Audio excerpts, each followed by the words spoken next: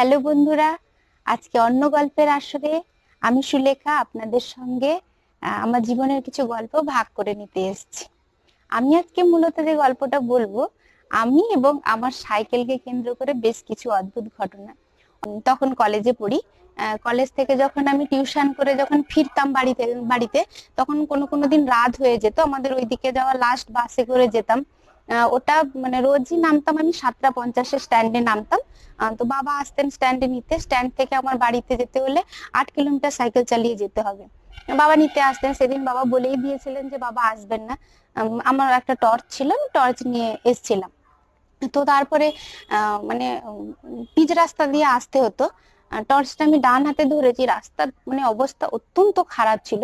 একটা গর্তে সাইকেল পড়ে গিয়ে আমার টর্চের যে মুখের দিকের অংশটা, ওটা ওখানে কোথায় অন্ধকারে পড়ে, ওদিন ওটা অমাবস্যার মানে ওরকম কাছাকাছি, যেরকম অন্ধকার রাত মোটামুটি।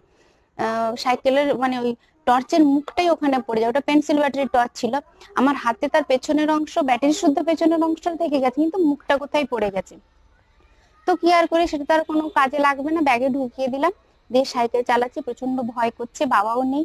আর রাস্তার পাশে লাইটও ছিল না, মানে লাইটের ব্যবস্থা গ্রামের দিকেও ছিল না, পিচ রাস্তা ওখানে।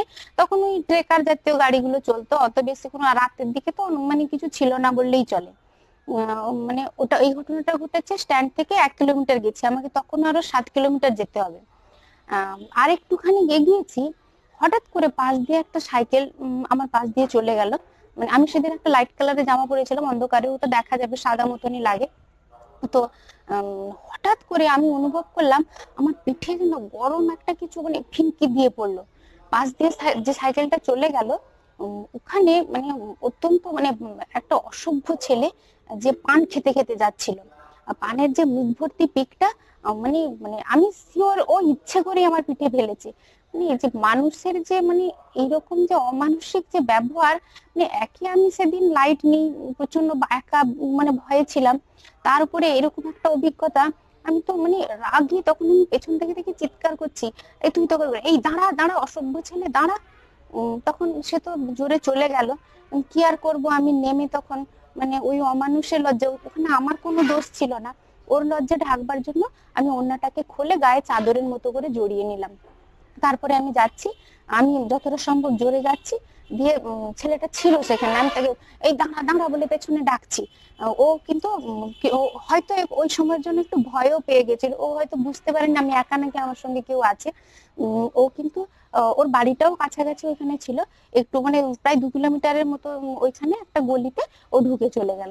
তারপরে আমি আমি একা আসছি। মানে তখন আমার রাগে পুরো গা জ্বলছে, মানে আমি তো মানে মানে আমি এখনো যে বলছি, লিটারালি আমার গা পুরো গরম হয়ে উঠছে। মানে ওই রকম একটা মানে সমাজের যে এই সমস্ত নির্লজ্জ দিকগুলো মানে ভাবলে আমাদের সত্যি খুবই কষ্ট লাগে। এরকম করে ফিরছি তখন, যথেষ্ট মানে মাথা একদম পুরো মানে বেসামাল হয়ে পড়েছে। তো ফিরছি একে মানে মানে ওই যে দুর্গন্ধ গা থেকে, মানে আমার খুব একটা পান আমি খাই না, কিন্তু খুব একটা খারাপ লাগতো না ওই গন্ধটা, কিন্তু আমার যেন গা গুলিয়ে বমি বেরিয়ে আসছে। মানে ওই যে গরম যে মানে প্রথম ফেলার মুহূর্তে যে ওটা যেন আমার বারে বারে যেন সবসময় আমি মানে এখনো যেন আমি অনুভব করি, আমি ওটা কখনো ভুলতে পারবো না।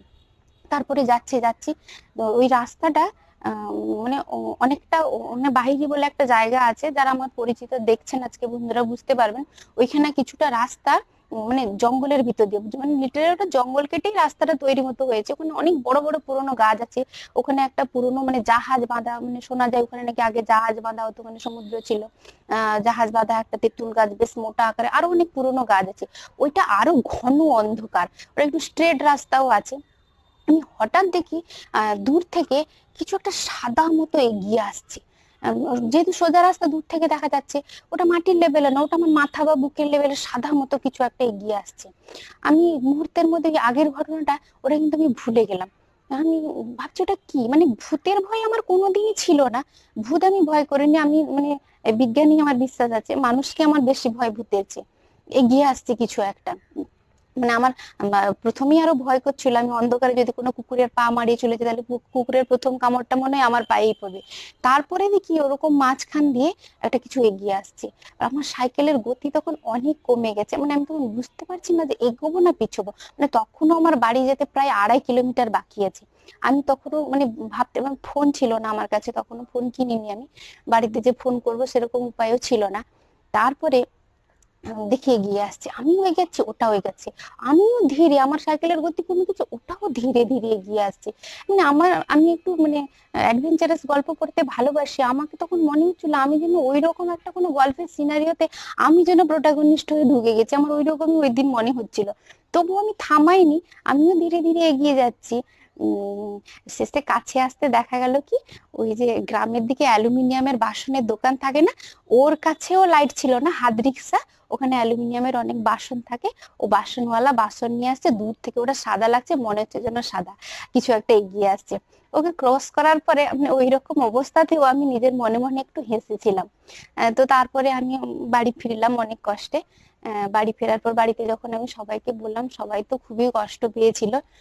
তো তারপর থেকে কি হলো না, আমার সাইকেল আর একটা এক্সট্রা জিনিস যোগ হলো। ওই যে পুরোনো দিনের জেট সাইকেলে দেখা যেত পেছনে মোটর বসানো, যেটা ওই চাকার ঘর্ষণ শক্তিতে ওই সামনে লাইট জ্বলবে, ওই লাইট সামনে বসলো আর পেছনে মোটর বসলো।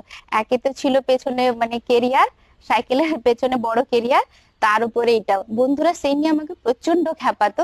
কিন্তু যাই হোক, ওটা আমার দরকারে বেশ কাজেও লেগেছিল। তারপরে তারপর থেকে অবশ্য বাবা কখনোই মিস করতো না আমাকে আনতে যেতে। তো মানে এই ঘটনাগুলো আমি কোনোদিনই ভুলতে পারবো না। আজ অনেকটা বছর কেটে গেছে, প্রায় 15 বছর হতে যায়, কিন্তু আমি এই ঘটনাগুলো কোনোদিনই ভুলতে পারবো না। মানে আমার জন্য মনে হচ্ছে এটা কালই আমার সঙ্গে ঘটেছে। স্মৃতিগুলো এতটাই উজ্জ্বল আমার কাছে। নমস্কার।